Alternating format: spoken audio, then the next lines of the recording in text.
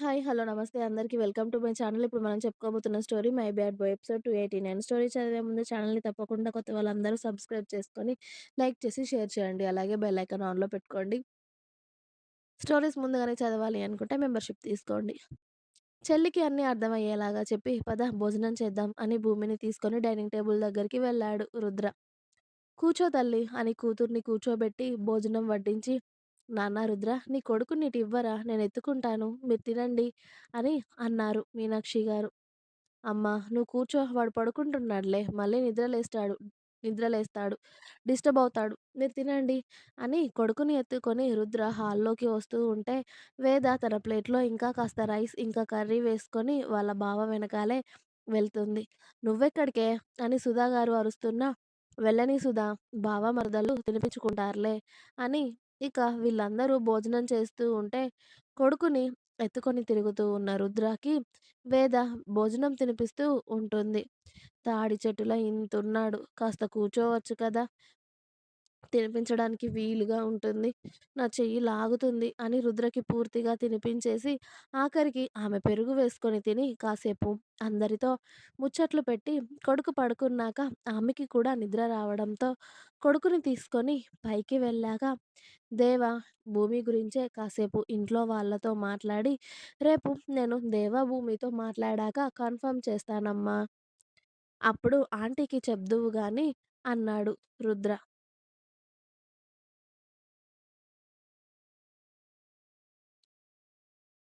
సరే నాన్న.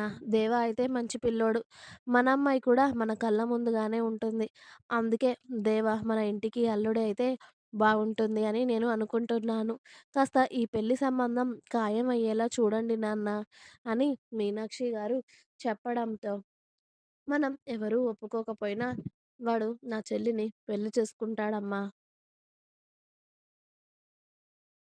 తిక్క వెధవ.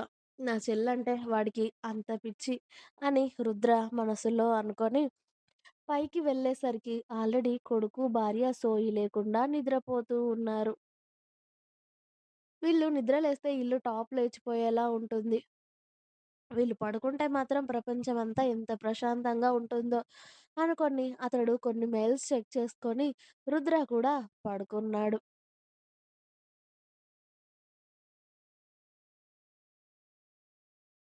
శ్రావణి కూడా శౌర్య కోసం పాలు తీసుకొని వెళ్ళేసరికి అతడు ల్యాప్టాప్ ఒళ్ళో పెట్టుకొని వర్క్ చేస్తూ కనిపించాడు. ఆఫీస్లో వర్క్నే ఇంటికి వచ్చాక కూడా వర్కేనా శౌర్య గారు అని పాల గ్లాస్ తీసుకెళ్ళి అతడికి ఇవ్వడంతో, అక్కడ పెట్టవే తాగుతాను అని పాల గ్లాస్ పక్కన పెట్టి అతడు వర్క్ చేస్తూ ఉంటే శ్రావణి వెళ్ళి మెల్లిగా అతడి ఒడిలో పడుకొని, "ఇంకా అయిపోలేదా మీ వర్క్" అని అడిగింది. "ఏం కావాలి ఇప్పుడు కళ్ళజోడు మేడంకి" అని శౌర్య ల్యాప్టాప్ ఆఫ్ చేసి శ్రావణి బుగ్గలు లాగుతూ ఉంటే, ఏదో 15 రోజుల క్రితం చిన్నగా కడుపు నొప్పి అని చెప్పాక అప్పటి నుండి ఏదో నన్ను పేషెంట్ లాగా చూస్తూ నన్ను దూరం పెడుతున్నారు. ఇంటికి వచ్చాక కూడా వర్క్ చేస్తూనే ఉన్నారు. అసలు నన్ను పట్టించుకుంటున్నారా శౌర్య గారు మీరు అసలు అని క్యూట్‌గా శ్రావణి బుంగమూతి పెట్టడంతో, "ఓయ్! ఆ రోజు హాస్పిటల్‌కి వెళ్దామంటే వద్దు అన్నావు గానీ ఎంత ఏడ్చావో గుర్తుంది కదా! ఇప్పుడు మళ్ళీ నిన్ను ఇబ్బంది పెట్టాలి అంటే నాకు మనసెలా వస్తుందే?"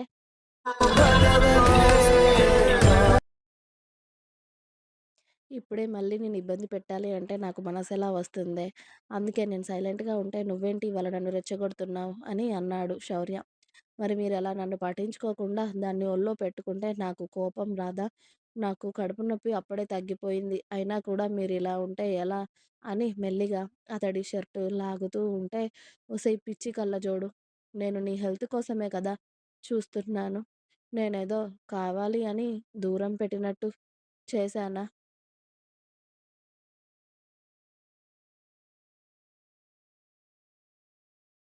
అయినా నువ్వు అడిగాక కూడా నేను కాదు అంటే ఎలా చెప్పు? నా కొల్ నా కళ్ళజోడు అడగక అడగక దగ్గరికి తీసుకోమని అడిగింది. కాబట్టి ఈ కళ్ళజోడు పాపని రేపటి వరకు వదిలేది లేదు అని చెప్పి ఆమెని అతడి కౌగిలిలోకి తీసుకొని లైట్ ఆఫ్ చేశాడు శౌర్య. శ్రావణి పాప బుంగమూతి పెట్టిన దానికి ఫలితం ఉదయం తెల్లవారి 3 గంటలు, 4 గంటలు అవుతున్నా కూడా శౌర్య బాబు శ్రావణి పాపని అస్సలు వదలకపోవడం. దాంతో నీరసంగా ఒళ్ళంతా ఎర్రగా అయిపోయి, ఒళ్ళంతా హూనమైపోయి, పిల్లిలా చిన్నగా మూలుగుతూ, నేనేదో మా ఆయన దూరంగా ఉన్నాడు కదా అని ప్రేమగా దగ్గరికి తీసుకోమంటే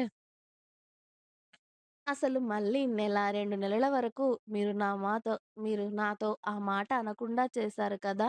శౌర్య గారు. మీరిలా చేస్తాను అంటే నేనసలు అలా అనేదాన్నే కాదు తెలుసా? ఎంతలా మండుతున్నాయో ఈ గాయాలు అని ఆమె మెడ మీద, భుజాల మీద, టోటల్‌గా ఆమె ఒంటి మీద పడిన అతడి పంటిగాట్లను చూస్తూ ఏడుపు మొహం పెట్టుకొని అంది శ్రావణి.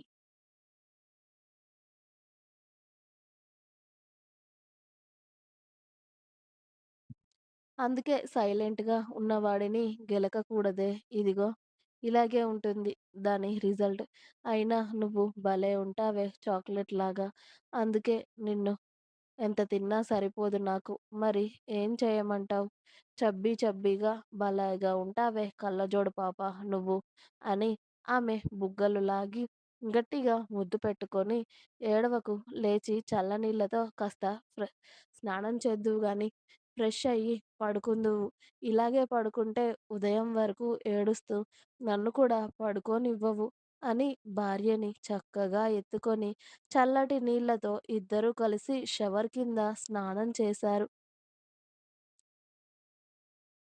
పాపం ఇప్పటికే ఒళ్ళు హూలమైపోయింది అని ఇప్పుడు మళ్ళీ ఏదైనా చేస్తే ఏడుస్తుందని చెప్పి శౌర్యబాబు కాస్త పద్ధతిగా భార్యకి స్నానం చేయించి ఆమెకు టవల్ చుట్టి రూమ్‌లోకి తీసుకురావడంతో నేను వేసుకుంటానులేండి డ్రెస్ అని ఆమె లూజ్‌గా ఉండే నైటీ వేసుకొని చక్కగా బెడ్ మీద వాలడంతో ఒక్కరోజుకే నీరసించిపోయిన భార్యని చూసి ఇది మళ్ళీ 20 రోజుల వరకు నన్ను ఖచ్చితంగా ర దగ్గరికి రానివ్వదు. కన్ఫర్మ్ రా శౌర్య.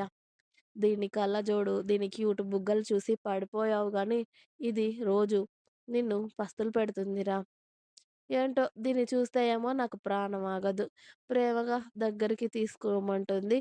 తీసుకుంటే ఏమో నెల రోజులు పనికి రాకుండా పోతుంది. ఈ అమ్మాయిలందరూ ఇంతేనో, లేకపోతే నాకు ఆఫర్ కింద ఇది తగిలిందా అని భార్యని అనుకుంటూ మళ్ళీ శ్రావణినే గట్టిగా హత్తుకొని పడుకోవడంతో శ్రావణి చల్లదనానికి మళ్ళీ శౌర్య వైపుకు తిరిగి అతడి ఎదపై తల పెట్టుకొని హాయిగా నిద్రపోయింది ముడుచుకొని. ఉదయం త్వరగానే మనవడిని కిందికి తీసుకొచ్చిన సుధా మీనాక్షి గారు మనవడికి స్నానం పోసి ఆడిస్తూ ఉంటే కొడుకు త్వరగానే కిందకి వచ్చాడు అని రుద్ర కన్నా ముందుగానే రెడీ అయ్యి వేద కూడా కిందికి వచ్చింది. అందరికన్నా లేట్‌గానే రుద్ర రెడీ అయి కిందకి వచ్చేసరికి వేద దగ్గర పాలు తాగుతూ కనిపించాడు కొడుకు. ఇక పాలు తాగుతున్న వాడిని డిస్టర్బ్ చేయడం ఇష్టం లేక వాళ్ళ నాన్నతో, మావయ్యతో మాట్లాడుతూ ఉంటే ఎందుకో వాడు పాలు తాగుతున్నా కూడా వాడి ఏడుపు అస్సలు ఆపడు. దాంతో వేద భయపడుతూ "ఏమైంది నాన్న? ఎందుకేడుస్తున్నావే?" అని కొడుకుకి రెండు వైపులా పాలు పడుతూ ఊరుకోబెడుతుంది. కానీ వాడు పాలు ఒక నిమిషం తాగుతున్నాడు.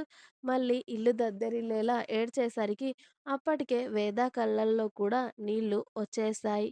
ఇక అందరూ వేద దగ్గరికి వెళ్ళేసరికి సుధా, మీనాక్షి గారు చిన్నోడిని ఎత్తుకొని "ఏమైంది నాన్న?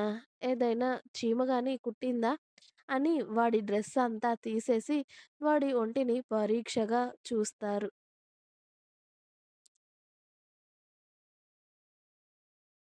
వైప్స్‌తో తుడుస్తారు. అయినా కూడా ఏమీ కుట్టినట్టుగా కనిపించదు. అయినా చిన్నోడు ఎందుకు ఏడుస్తున్నాడో అర్థం అవ్వదు.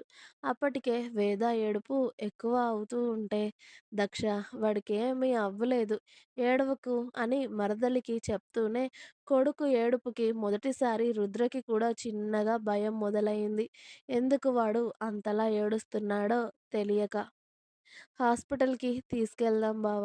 ఎందుకు ఏడుస్తున్నాడో వాడు అని వేద అప్పటికే వెక్కిళ్ళు పెడుతూ ఉంటే, ఒకసారి ఇలా ఇవ్వమ్మా అని రుద్ర వాళ్ళ అమ్మ దగ్గర నుండి కొడుకుని తీసుకుంటుంటే అప్పుడే వాడు తాగిన పాలన్నీ వామిటింగ్ చేసుకునేసరికి ఇంకా ఏడుస్తూ ఉంటుంది వేద. వేద, చిన్న పిల్లలు అలానే వామిటింగ్ చేసుకుంటారమ్మా. వాడికి పాలరగలేదు అంతే. నువ్వేడవకురా, ఊరుకో అని అప్పటికే ప్రతి ఒక్కరూ భయపడుతూనే ఉంటారు. చిన్నోడు అలా వామిటింగ్ చేసుకునేసరికి. ఇంకా ఉంది. మీకు నా స్టోరీస్ నచ్చినట్టయితే ప్లీజ్ లైక్ చేయండి, షేర్ చేయండి. అలాగే ఛానల్‌ని తప్పకుండా కొత్త వాళ్ళందరూ సబ్స్క్రైబ్ చేయండి. Please subscribe my channel. Thanks for watching my video. By by. Please like, share and subscribe.